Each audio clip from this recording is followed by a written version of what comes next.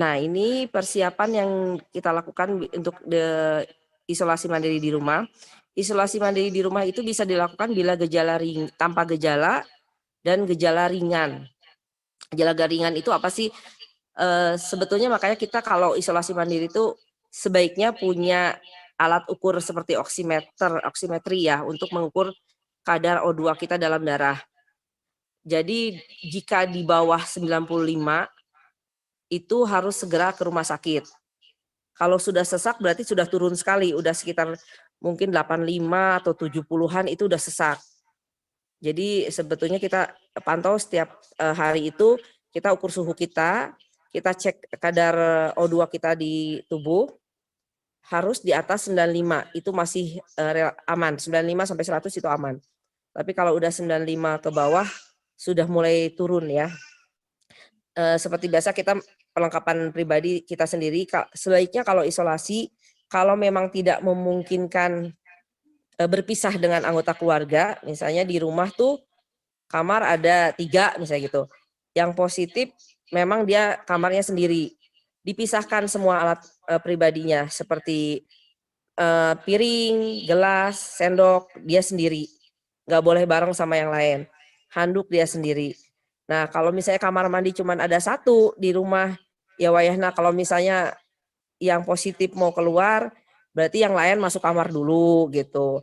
Atau yang positif harus selalu pakai masker ya di dalam rumah itu. Kalau misalnya dengan ada anggota keluarga yang tidak positif, cuman dia sendiri yang positif, berarti dia harus pakai masker kalau keluar. Misalnya dia ke kamar mandi, nanti sesudah dari kamar mandi ya dia siram-siram pakai, kalau bisa sih pakai desinfektan atau apa, semprot-semprot gitu, baru dia masuk kamar lagi.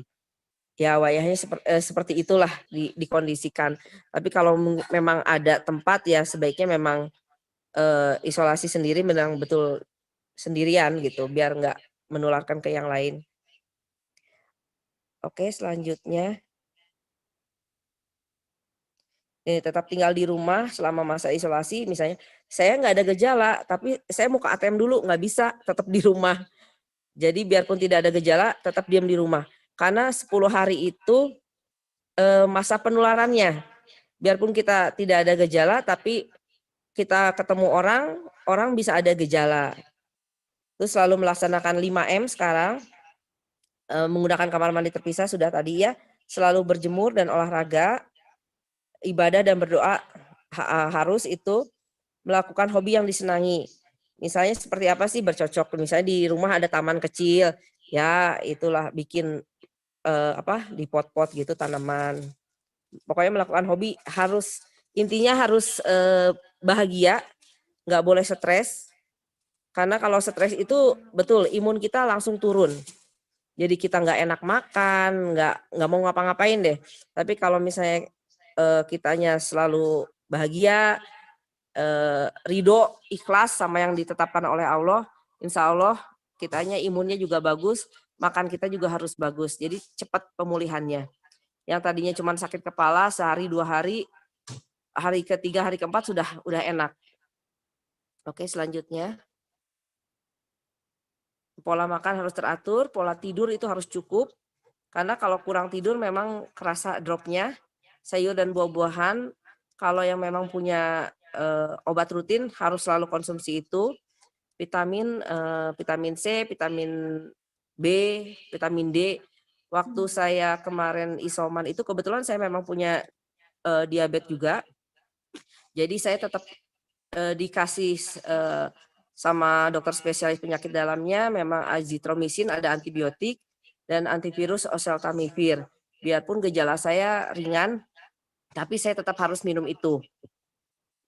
Terus mengukur suhu badan sama saturasi oksigen yang tadi saya ceritakan.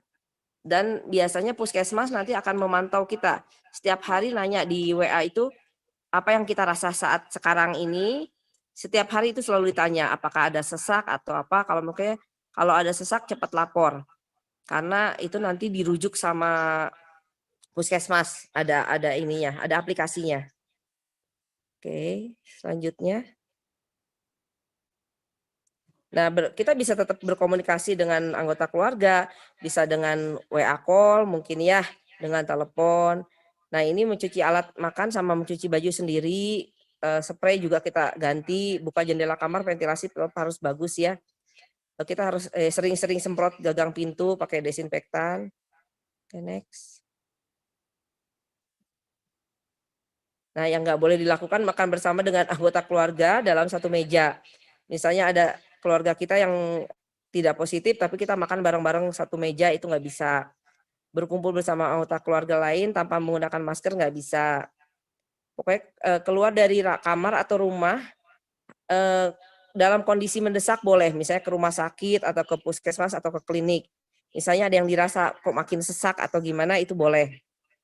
Yang lain tetap nggak boleh. Kalau di rumah berpapasan dengan anggota keluarga yang lain harus memakai masker. Selanjutnya, oke. Pasien yang tanpa gejala klinis setelah hari ke-10 isolasi, tidak untuk swab ulang, tidak ada swab ulang. Itu berdasarkan memang protapnya dari Kemenkes seperti itu. Setelah 10 hari tidak ada tes PCR lagi. Kalau pasien dengan gejala klinis dari isolasi mandiri 10 hari itu ditambah 3 hari bebas gejala. Misalnya kalau ada yang anosmia itu 3 hari itu dia harus udah nggak ada, harus bisa mencium bau-bau gitu. Itu boleh bebas isomannya. Nanti dari puskesmas didapatkan surat keterangan bebas isoman. Oke, selanjutnya. Nah, yang harus diwaspadai ini bila ketika kita sedang isoman tiba-tiba ada demam tinggi lagi lebih dari 39, ada batuk berdarah, ada sesak napas, sakit dada dan saturasi oksigen yang tadi saya bilang kurang dari 95%. Oke, selanjutnya. Oke, tipsnya, ketika mendapati terkonfirmasi positif COVID-19, nomor 1 jangan stres. Stres akan menurunkan imunitas tubuh. Untuk menenangkan diri, memang fakta statistik 65% yang positif COVID itu adalah OTG, orang tanpa gejala. 15% gejala ringan, 5% sampai dengan 10% gejala berat. Intinya kita harus tenangkan diri dan pikiran kita. 95% positif COVID akan sembuh kembali karena antibodinya sudah bisa mengalahkan virus ya. Selalu percaya qadar Allah yang terbaik untuk kita, tapi kematian bukan untuk diremehkan atau dianggap kecil, tetap waspada dan jaga daya tahan tubuh. Vaksin yang sekarang ini bukan obat, vaksin itu membantu tubuh kita untuk lebih cepat mengenal virus COVID ketika masuk ke tubuh kita dan membantu membuat antibodi untuk lebih cepat mengatasi virus. Jika sudah melewati masa isolasi mandiri 14 hari, tetap wajib 5M-nya. Antibodi untuk jenis virus corona bertahan di tubuh antara 1 bulan sampai dengan 6 bulan. Selalu ada resiko terinfeksi kembali COVID-19. Jadi tetap protokol kesehatannya tetap harus dilaksanakan. Oke, selanjutnya sudah sepertinya ya. Oke, terima kasih. Alhamdulillah jazakumullah khairan. Demikian yang bisa saya berikan. Mungkin pengalaman saya juga selama saya isolasi mandiri, memang nomor 1 itu stres. Stresnya itu karena ketika saya positif, keluarga saya di swab, ternyata mama papa saya juga jadi positif. Anak saya ya dari 4 orang, 2 orang positif. Keponakan saya 2 positif. Itu lumayan beban mental sebetulnya.